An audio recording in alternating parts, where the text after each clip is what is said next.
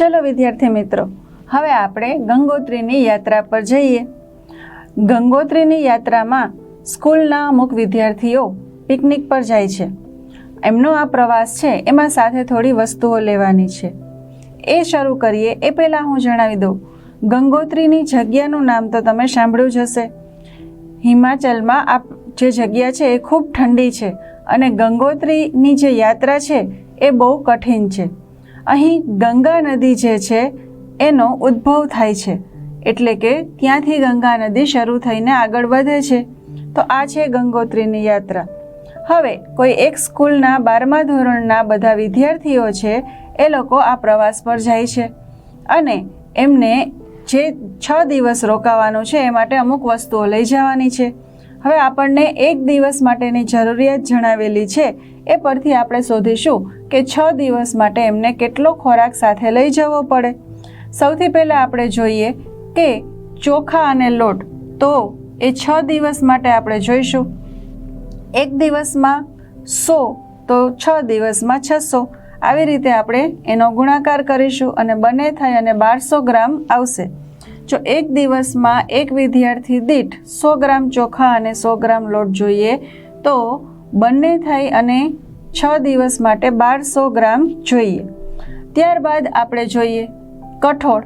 તો કઠોળ જે છે એ ચોખા અને લોટ કરતાં ત્રીજા ભાગનું જોશે. તો ચોખા અને લોટ જે છે એ 1200 ગ્રામ મળી ગયું. એનો ત્રીજો ભાગ એટલે એને ગુણ્યા આપણે 1/3 કરીશું અને છેદ ઉડાડીશું, તો આપણો જવાબ આવશે 400 ગ્રામ. હવે આપણે જોઈએ સૂકી ડુંગળી. સૂકી ડુંગળી જે છે એ માત્ર 10 ગ્રામ જોશે. તમને ખ્યાલ હશે કે આપણે કોઈ પણ વસ્તુનું સ્ટોરેજ કરવું હોય તો આપણે એને સૂકવી નાખતા હોય, તો આ લોકો પણ ટમેટાં, ડુંગળી આવું બધું સૂકવીને લઈ જાય છે, જેમાં ડુંગળી માત્ર 10 ગ્રામ જ છે, તો 6 દિવસની થશે 60 ગ્રામ. ત્યારબાદ ટમેટાં જે છે એ લોકો સૂકવીને ડ્રાય કરીને લઈ જાય. શા માટે? કારણ કે પાણીનો ભાગ છે એ સુકાઈ જાય તો ટમેટાનું વજન ઓછું થઈ જાય, જેથી કરીને એ લોકોને વજન ઓછું ઉપાડવું પડે, એટલે એ લોકો સૂકવણી કરીને સાથે લઈ જાય છે. હવે એક વ્યક્તિ માટે 6 દિવસ માટે કેટલા ટમેટાં જોઈએ? તો 6 × 10 બરાબર 60 ગ્રામ ટમેટાની જરૂર પડે. હવે આ લોકો 10 વ્યક્તિ છે, તો 10 વ્યક્તિ માટે કેટલા? જો એક વ્યક્તિ માટે 6 દિવસની જરૂરિયાત 60 ગ્રામ ટમેટાની હોય તો 10 વ્યક્તિ માટે 6 દિવસ એટલે કે 60 × 10 બરાબર 600 ગ્રામ ટમેટાની જરૂર પડે. હવે જોઈએ 100 ગ્રામ સૂકા ટમેટાં બરાબર 1000 ગ્રામ તાજા ટમેટાં, એટલે કે સૂકવણી કરવાથી એનું વજન 10મા ભાગનું થઈ જાય છે. હવે એમને જોઈએ છે 600 ગ્રામ સૂકા ટમેટાં. જો 100 ગ્રામ સૂકા ટમેટાં બરાબર 1000 ગ્રામ તાજા ટમેટાં થતા હોય તો 600 ગ્રામ સૂકા ટમેટાં બરાબર કેટલા?